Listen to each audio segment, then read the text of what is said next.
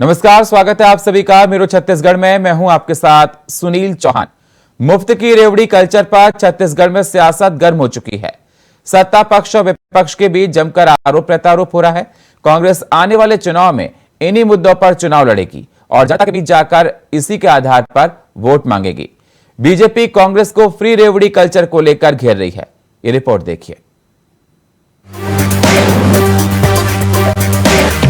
देश की राजनीति में एक बार फिर रेवड़ी कल्चर जोर पकड़ रही है।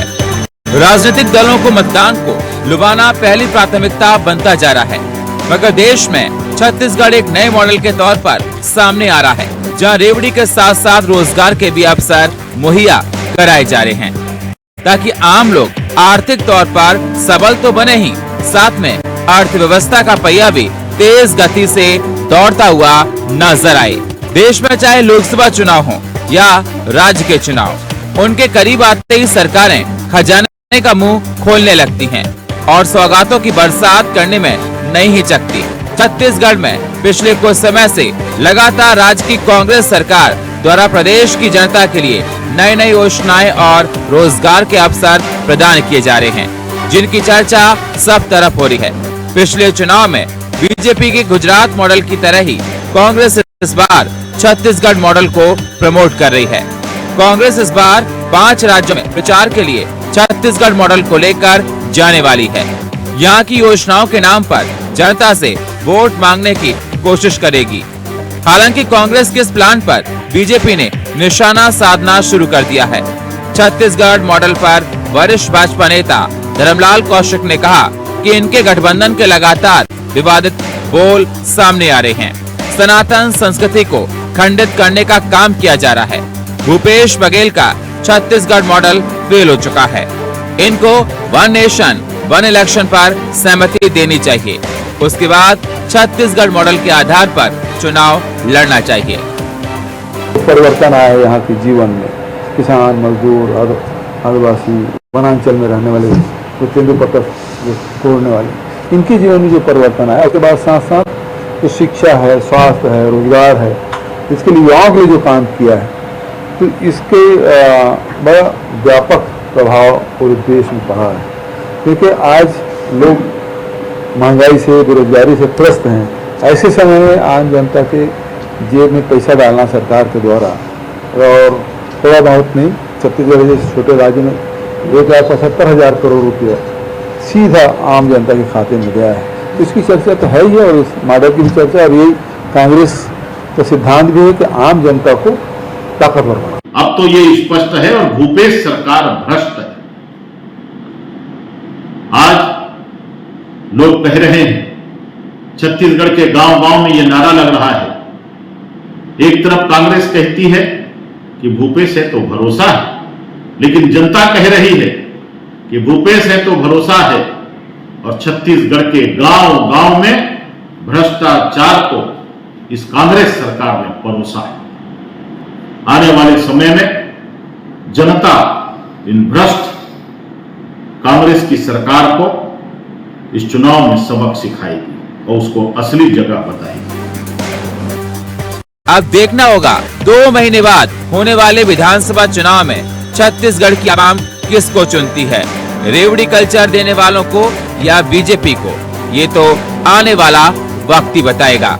Bureau report, India voice, Raipur. Congress की लिस्ट को लेकर मुख्यमंत्री भूपेश बघेल की प्रक्रिया सामने आई है। आपको बता दें, सीएम ने कहा कि पीसीसी की बैठक के बाद फिर से ये डिसीजन लिया गया कि फिर स्क्रीनिंग कमेटी की बैठक होगी। पार्लियामेंट स्पेशल सेशन आज से शुरू हो रहा है। आपको बता दें, सीएम ने कहा कि उसमें कि वन नेशन वन इलेक्शन होगा, लेकिन इसका पता नहीं और क्या क्या एजेंडे बताए जा रहे थे, लेकिन इसमें तो कुछ भी नहीं है। उत्तर प्रदेश के उप मुख्यमंत्री छत्तीसगढ़ के दौरे पर हैं और सरगुजा संभाग में बीजेपी के परिवर्तन यात्रा में शामिल हुए। इस पर सीएम ने कहा कि अभी बीजेपी के सारे नेता छत्तीसगढ़ का आ रहे हैं, केंद्रीय गृह मंत्री भी छत्तीसगढ़ आ रहे हैं। मैं भी मीडिया के माध्यम से मुझे पता चला, क्योंकि मैं उस कार्यक्रम के बाद बीच में आ गया था। कल ब्राह्मण समाज का मिलन था बिलासपुर, तो पूरे कार्यक्रम में मैं नहीं था। बीच में छुट्टी लेके निकल आया था और 2 एकड़ जमीन दिया गया ब्राह्मण समाज को, तो बड़ा सम्मेलन किया गया और उसमें मुझे आना हुआ था। वो भी पहुंच रहे हैं, सरोज पांडे अलग पहुंच रही है, प्रेम प्रकाश पांडे अलग और वो अलग जो है। अब स्वार्थ के लिए सब इकट्ठा हो रहे हैं, अन्यथा तो कभी एक दूसरे की चेहरा देखना पसंद नहीं करते। ठीक है, थैंक यू। 25 तारीख को राहुल गांधी आ रहे हैं। हमारी प्रक्रिया चल रहा है, पीसी की बैठक है, उसके बाद अभी लगातार 1-2 और बैठकें होंगी पीसी की, उसके बाद स्क्रीनिंग कमेटी। तो उसमें तो कह रहे थे कि 1 नेशन 1 इलेक्शन और पता नहीं क्या क्या सारे सब्जेक्ट बताए थे, लेकिन एजेंडा में तो ऐसा कुछ है ही नहीं। तो उत्तर प्रदेश वाली उप मुख्यमंत्री आ रही है और कह रही है कि पाकिस्तान मुर्दाबाद कहने पर जो है युवक की हत्या हो रही है। वो कह रहे हैं कि पीरथपुर जैसी स्थिति, ये इसको जबरदस्ती धार्मिक देने की कोशिश कर रहे हैं। पिक्चर देख रहे थे, उसमें जो बातें हुई और उसमें एक युवक की हत्या हुई, दुर्भाग्यजनक है। और जो आरोपी हैं अब वो सब पकड़े गए हैं, उसके बाद भी राजनीति कर जाती है। तो बीजेपी के पास अब कोई मुद्दा नहीं है, तो इसी प्रकार की घटनाओं को वो सांप्रदायिक रंग देने की कोशिश कर रहे हैं। इसके अलावा इनको आता भी कुछ नहीं है। ऐसे में बहुत सारे कार्यक्रम हैं जिसमें वहाँ गारमेंट फैक्ट्री है, उसका भी लोकार्पण है, रीपा है उसका उद्घाटन, और साथ ही लाइब्रेरी, ई लाइब्रेरी, उसका बहुत सारे कार्यक्रम और भरोसे के सम्मेलन जिला स्तर पे आयोजित किया गया। ये बीजेपी ने अपने दूसरे 28 तारीख को खड़गे जी आ रहे हैं, 21 तारीख को प्रियंका जी आएंगी भिलाई, और 28 तारीख को खड़गे साहब आएंगे, और राहुल जी का 25 संभावित था, वो थोड़ा सा कोई और कार्यक्रम आ गया तो थोड़ा सा आगे बढ़ेगा। वो संभाग में वो केंद्र सरकार की कितना असर पड़ेगा? अभी भारतीय जनता पार्टी के सारे नेता आ रहे हैं, केंद्रीय गृह मंत्री आ रहे हैं, वहाँ भीड़ नहीं हो रही है, तो फिर बचत बात छोड़ दीजिए। कल सावंत जी आए थे, कल और कोई आएंगे, लगातार अभी आना ही होगा। सर, भिलाई में एक युवक की हत्या हुई है, उसको कोरबा जिले के इतिहास में घटी सबसे बड़ी औद्योगिक दुर्घटना बालको चिमनी कांड को लेकर उच्च न्यायालय का अहम फैसला सामने आया है। 30 सितंबर 2009 को घटी इस घटना में पूरे 14 साल बाद बिलासपुर हाईकोर्ट ने सैपको, जीडीसीएल और एमसीसीबीएस के 13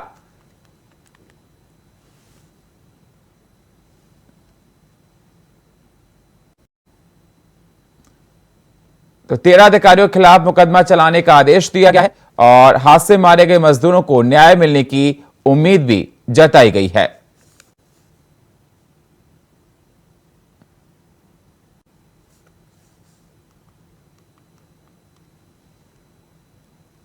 जांजगीर चंपा जिले में शासन प्रशासन का कर्मचारियों को ना तो भय है ना शासन की चिंता, उन्हें मतलब है तो सिर्फ पैसों से।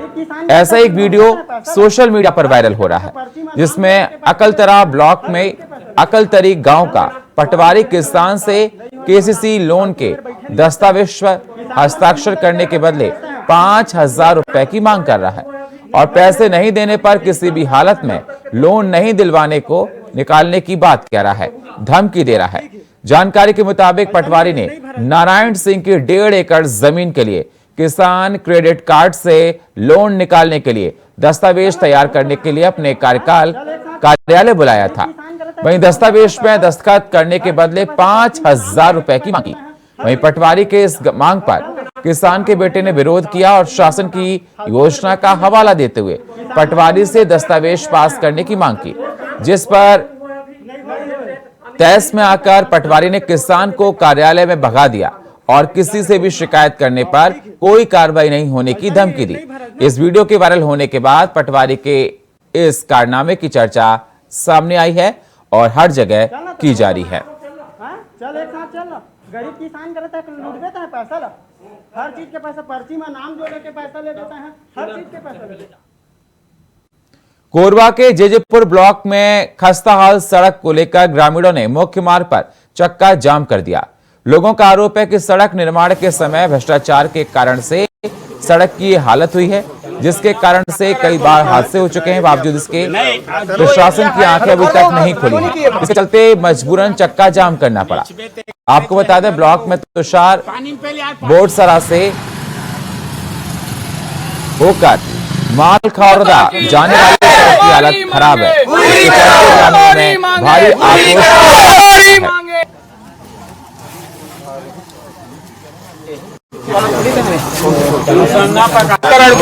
जितना एरिया अपने को मिल रहा है जो एरिया है क्यों नहीं किए वीडियो बनाते ठीक है नीच में तेकरेत लहे करना वो पानी में पहले यार प्रधानमंत्री नरेंद्र मोदी के जन्मदिवस के अवसर पर बीजेपी के पूर्व एल्डरमैन और सेन समाज के युवा वर्ग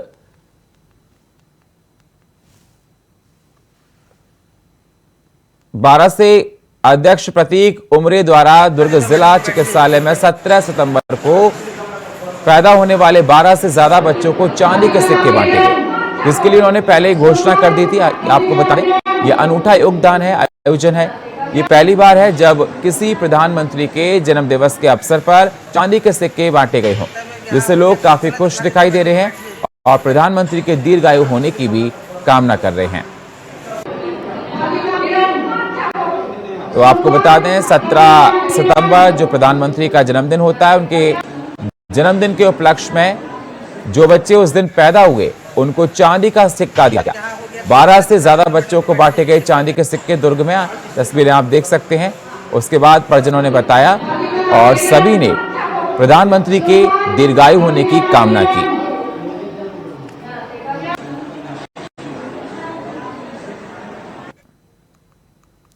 जन्माष्टमी तीज के बाद विघ्नहर्ता गणेश की पूजा स्थापना आरंभ हो जाती है। त्योहारी सीजन को देखते हुए बाजार में भारी भीड़ देखने को मिल रही है। गणेश चतुर्थी के दिन भगवान विघ्नहर्ता लंबोदर महाराज की मूर्ति स्थापना जगह जगह की जाती है। सार्वजनिक पंडालों से लेकर निजी घरों तक गणेश की स्थापना की जाती है। इसको लेकर छोटे बड़े सभी प्रकार के मुद्राओं में गणेश की प्रतिमा स्थानीय दंतेश्वरी मंदिर प्रांगण पर उपलब्ध हो चुके हैं। पंडितों के अनुसार इस साल 2 दिनों तक मूर्ति स्थापना का योग बन रहा है।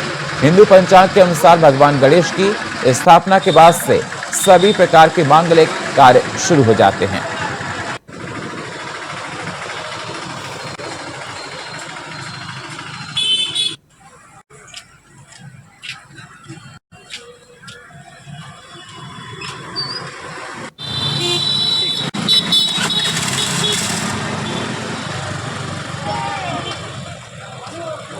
कहाँ ले जाएंगे आप लोग?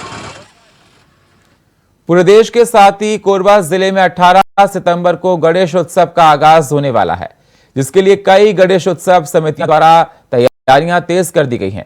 खासकर से गणेश चतुर्थी कटघोरा क्षेत्र के लिए बेहद खास रहेगी, क्योंकि यहां 107 फीट ऊंचे पंडाल में गजानंद स्वामी विराजमान होंगे। खास बात यह कि अयोध्या में बनने वाले राम मंदिर के स्वरूप में इस पंडाल का निर्माण कराया जा रहा है। कोलकाता के कारीगरों द्वारा इस भव्य पंडाल का निर्माण किया जा रहा है।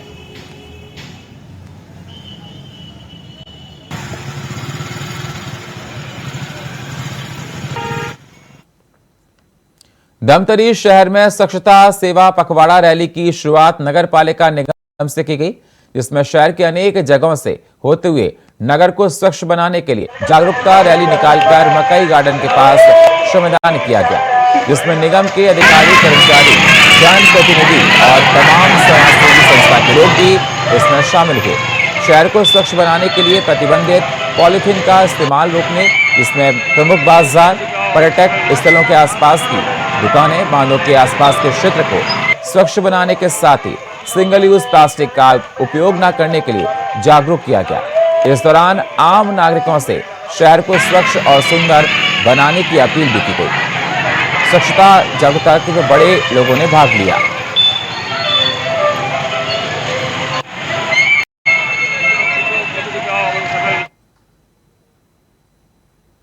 कोरबा के कटघोरा वनमंडल में हाथी और मानव के बीच बढ़ रहे द्वंद्व के हर किसी को परेशान कर दिया। लोगों की लगातार हो रही मौतों को लेकर वन विभाग काफी चिंतित दिखाई दे रहा है। यही वजह है कि इस समस्या से निपटने के लिए विभाग विशेषज्ञों की मदद ले रहा है। हाथी और मानव के बीच द्वंद्व को रोकने में माहिर विशेषज्ञ प्रभात दुबे कटघोरा पहुंचे और वन कर्मियों के लिए कार्यशाला के साथ ही प्रशिक्षण शिविर का आयोजन किया गया, जहां बताया जा रहा है कि हाथियों के उत्पात को कम कैसे किया जा सकता है।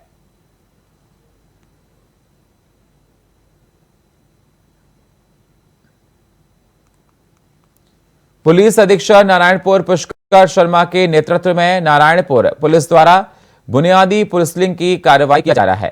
साथ ही नारायणपुर पुलिस के द्वारा आम जनता से समन्वय स्थापित कर सामुदायिक पुलिसिंग के तहत कार्य किए जा रहे हैं। इसी के तहत नारायणपुर पुलिस के तत्वाधान में खेल उत्सव 2023 प्रतियोगिता का आयोजन किया गया, सफल आयोजन किया गया है।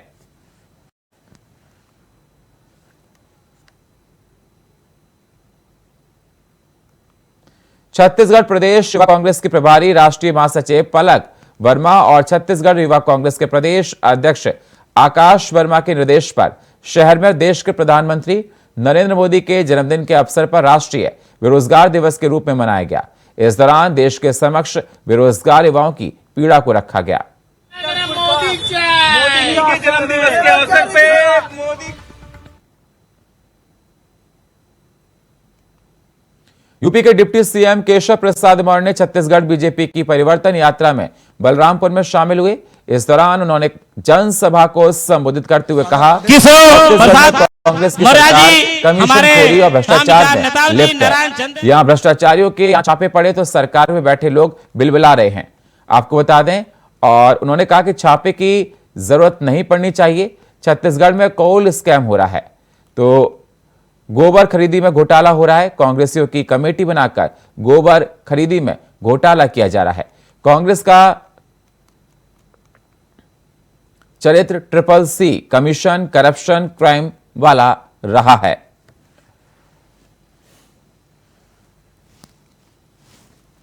यात्रा के साथ शामिल होने के लिए पहली बार आया। मुझे तो परिवर्तन स्पष्ट तौर से अंबिकापुर से ही दिखाई दे रहा है। मैं एयरपोर्ट से आता हुआ देख रहा हूं। रास्ते में मैं कई स्थानों पे सभा और स्वागत के कार्यक्रम में था। मुझे याद आ रही उत्तर प्रदेश में 2017 की, जब वहां पर भी एक अराजकता वाली सरकार थी, उसके खिलाफ भी परिवर्तन यात्रा निकली थी। हमारे उत्तर प्रदेश में उस समय 40 विधायक थे, लेकिन जब चुनाव हुआ, जनता का आशीर्वाद मिला, तो वह 40 विधायक 325 विधायक में परिवर्तित हो गए। और उत्तर प्रदेश में राम भक्तों की, राष्ट्र भक्तों की, आप सबके आशीर्वाद से सरकार बन गई। 2014 में कमल खिला छत्तीसगढ़ में, उत्तर प्रदेश में, देश में गरीबों का मसीहा, आज भारत का ही नहीं पूरी दुनिया का लाडला जो बन गया है, वो हमारा आप सबका प्रधानमंत्री माननीय नरेंद्र मोदी जी है। वह 2014 में जब सरकार में आए तो उनका पहला और अंतिम लक्ष्य अगर कोई था तो गरीबों के जीवन में खुशहाली लाना था। गरीब आदमी के जीवन की जो जरूरतें कांग्रेस की बेईमान सरकारों ने पूरा नहीं किया, और जो भ्रष्टाचार पर भ्रष्टाचार करते थे, अगर 100 रुपया कोई योजना बना करके आपके लिए भेजते थे तो कांग्रेस के प्रधानमंत्री उस समय के राजीव गांधी जी कहते थे कि हम 100 रुपया भेजते हैं तो 15 रुपया पहुंचता है। मैं कांग्रेसियों छाती ठोक करके कहता हूं, मेरे प्रधानमंत्री जी 100 रुपया भेजें, चाहे लाख रुपया भेजें, चाहे सम्मान निधि का 2000 रुपया भेजें, वह पूरा का पूरा पैसा सीधे बैंक खाते में पहुंचता है, भ्रष्टाचार मुक्त भारत बनाने के लिए पहुंचता है। लेकिन मुझे मालूम है छत्तीसगढ़ के गरीबों को जो उनका हक है, वह हक छत्तीसगढ़ की श्रीमती सोनिया गांधी के इशारे पर चलने वाली, देश को, देश के नेता, जो गरीबों के नेता मोदी जी के विरोध में अनर्गल प्रलाप करने वाले श्री राहुल गांधी जी, देश में भी विरोध में, विदेश में भी विरोध में बोलने वाले के इशारे पर चलने वाली, और श्रीमती प्रियंका वाड्रा जो श्री राहुल गांधी जी की दीदी है, उनके इशारे पर चलने वाली यह सरकार भ्रष्टाचार पर भ्रष्टाचार पर भ्रष्टाचार कर रही है, घोटाले पर घोटाले कर रही है। और गरीबों को जो योजना बना करके मेरे मोदी जी छत्तीसगढ़ के अंदर भेजना चाहते हैं, उसी। और फिलहाल मेरे छत्तीसगढ़ में इतना ही। बाकी खबरों के लिए आप बने रहिए इंडिया वॉइस के साथ। तब तक के लिए नमस्कार।